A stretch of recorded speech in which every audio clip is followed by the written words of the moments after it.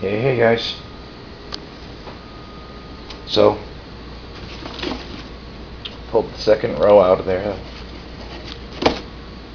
sorted through it. Bunch of stuff from all over the place, as per the usual. Found 3 sources of plowshares in there. 2 of them from base sets, 1 Ice Age. Kid science, fun stuff. Here's a nice card. Bance from Weatherlight, colors white, instant. Until end of turn, target player cannot play instants, interrupts, sorceries, or abilities requiring an activation cost. Draw a card. Now, what's interesting about that? Alright, for those of you who don't know, interrupts were all erotic to be instants. They were pretty much just counter spells and 1 or 2 other weird effects. But that's not important. What really is important about Abeyance is there was a point in time. Abeyance is one of those cards that actually caused rules to be changed. Because some genius somewhere looked at it and realized that tapping is an activation cost. And you can't pay activation costs for a turn when Abeyance gets cast. So they would cast Abeyance on the opponent's upkeep, and their opponent couldn't tap their lands for mana. It basically became known as a white time walk.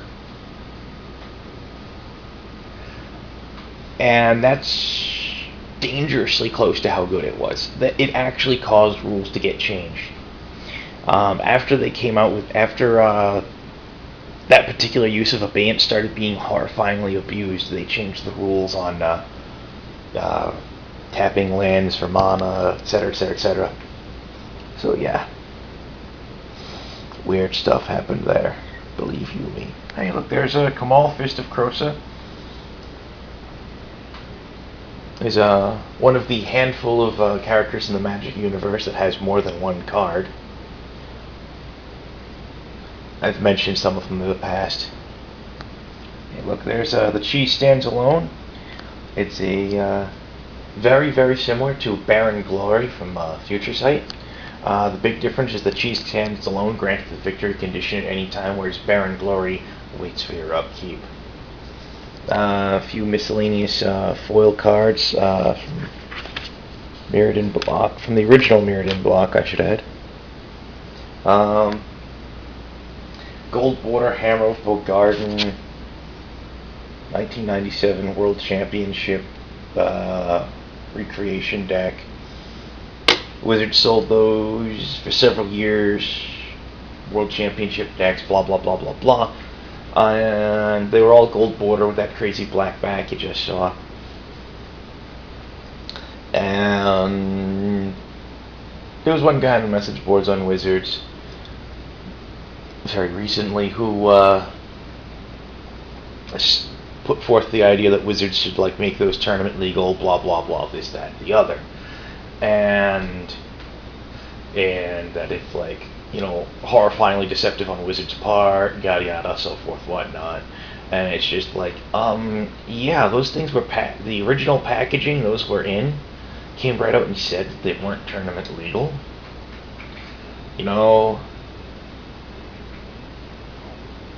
It's kind of like the imitation climbers clips that people use as keychains, not for actual climbing usage. Kind of like that, I guess. Got a bunch of tokens that were put out independently by some company or another. I don't know who.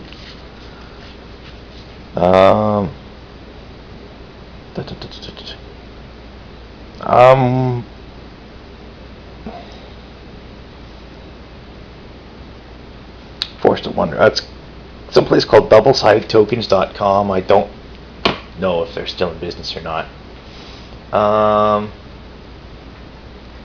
To pre-release something or other nightmare thing. It's a 6/3. Has some sort of ability that activates for black. When it comes into play, it does something wacky. When it leaves play, it reverses the wackiness. I don't remember what it is. It's printed in, I want to say Russian. It's either Russian or Greek. I'm pretty sure it's Russian. I don't remember what the heck it is or what it did. It was from the Torment pre-release back in '02. And I also have a pre-release Silent Spectre from Onslaught. At first I couldn't remember going to an Onslaught pre-release, and then right as I showed this, I remembered when I said the word Onslaught. I remembered, yes, I did go to a pre-release for that. Holy crap! I just remembered it now. I was thinking earlier, it's like I have no idea where the heck I got this from. It's like, oh wait, I remember now. So yeah, it's kind of weird stuff. Came across a trio of Apocalypse Lightning Angels. That's pretty much what I expect out of a 3-color 4-drop. 3/4 Flying Haste Vigilance. That's pretty darn good. Beats the hell out of Retaliator Griffin. First time I saw Retaliator Griffin, I'm like, yeah. And then after a while, if you think about it, you look at it, it's just like, nah, it's just not good. But Lightning Angel, oh, Miss America kicks ass. Yeah, she used to be nicknamed that because she's red, white, and blue. But hey, that's fun stuff.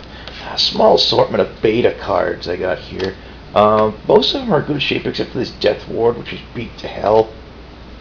I don't remember exactly where I got them from. They're just beta commons. Whatever. It's nice to have. It's fun to have them around, though. Elvish Champion. This is a fun little one. Here's the Invasion Elvish Champion. Copyright 2000.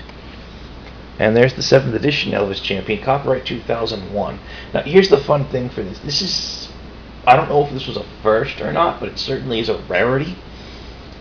The 7th edition Elvish Champion was printed. Well, Elvish Champion was still in print. The Invasion Elvish Champion was still in print. That's not something you see very often. I mean, never mind, a card from an expansion set being reprinted in a base set. Well, it's still in print, but it's a rare as well. So it's like, that's kind of wacky. It's kind of wacky. But hey, it didn't have any block-specific mechanics on it. And Elves had yet to get themselves a dedicated board that gave them +1/+1. So hey, all well and good. Had a Japanese Shivan Dragon in there, yay. And I found some other stuff I wasn't expecting to come across. That's a pair of plateaus and a bayou, all revised. According to Star City game prices, and they do tend to be a little bit on the high side, but according to Star City game prices, I'm holding in my hand $175 US worth of cards. Okay.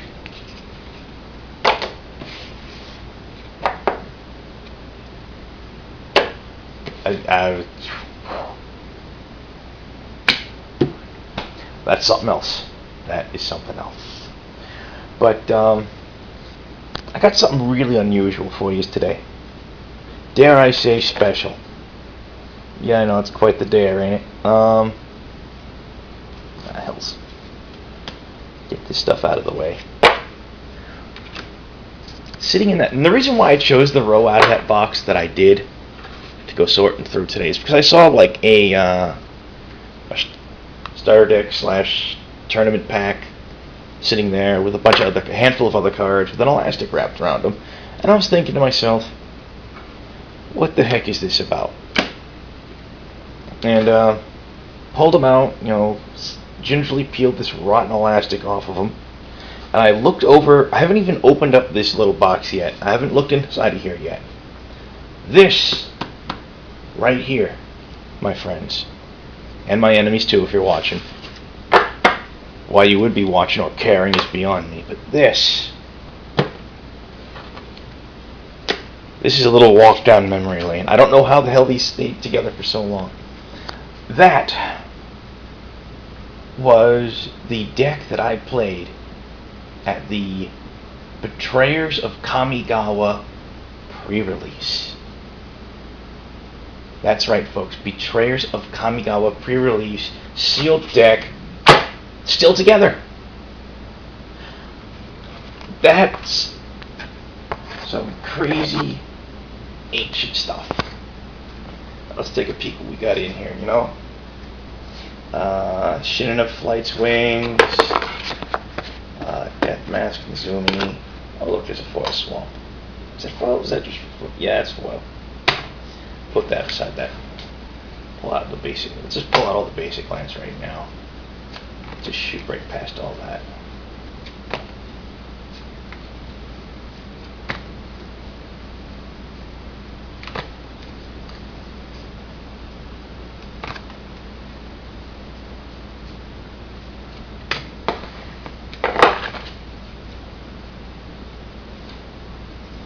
We got that. We got a Moonbow Illusionist, Befoul. That was a reprint even then.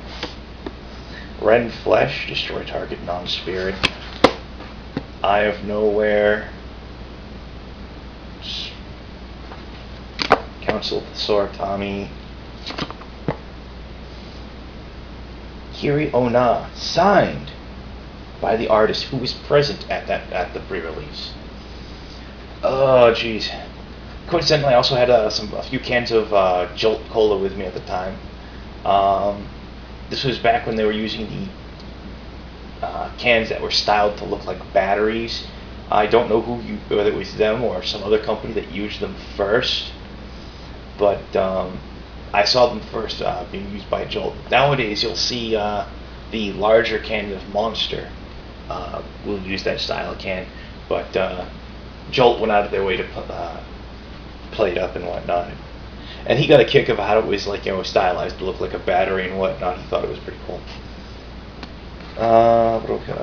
Kagamaru's Clutch. Painracker Oni. Consuming Vortex. Petals of Insight. Exile into Darkness. Kuro's Taken. Oboro Breeze Color. Wine of Iron and Blood. Journeyer's Kite. Scuttling Death. Hideous Laughter. Mizumi Grave Robber. It's a colorless on a black for a 2/1. You pump a colorless on a black into it and remove target card in the opponent's graveyard from game. If no cards are in that graveyard, flip Mizumi Grave Robber. Flip him over, he becomes Night Eyes the Desecrator, who's a 4/2. With the special ability 4 colors on a black, put target creature card in the graveyard into play under your control. Death Mask Mizumi, I think the second one of those in there. Descendant of Soromaru. Watervale Cavern. And Soratami Cloud Skater. I don't really recall how the deck ended up doing. I want to say I probably ended up going like, it was 4 rounds. I probably went like either 2-2 or 3-1. I can't remember. I honestly can't. I know I was there for like pretty much the whole day.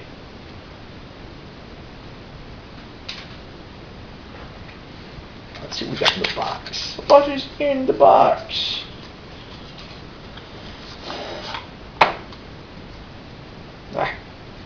A foil promised Kanushi. It's a 1/1 Soul Shift 7.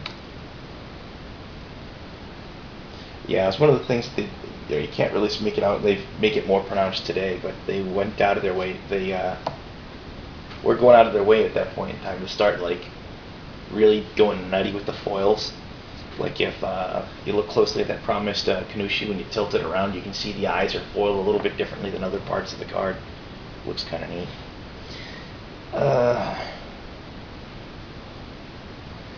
Rending Vines. Let's see if we can find stuff. Yeah, you can't really see it too well. Oh well. Yeah, Rending Vines. Fiddlehead Kami, Matsu Tribe Birdstalker, Okina Nightwatch, Joyce for Spite, Kami of the Han, Orochi There we go. Tilt that over there. Thanks, going on. That way, that way you can actually see me moving cards around instead of like just talking to myself. Orochi Granger, Kami, Barrel Deceiver, Hanakami, Dreamcatcher, Minimal Scroll Keeper, Shifting Borders. Evermind. This was an interesting little concept, a fun thing they did, the arcane thing. Evermind was a card that you couldn't play. It didn't have a casting cost, much like the really powerful suspend cards that they did in Time Spiral Block that didn't have a casting cost but only a suspend cost. This only had a splice cost. Whenever you played another arcane spell, you could pay an extra colorless of blue and reveal this from your hand and get this card's effect as well. That's fun stuff. Ideas Unbound, Psychic Puppery, Puppery. Yes, it's the Psychic Puppy. No. Oh, so you got Kaho, Minimal Historian.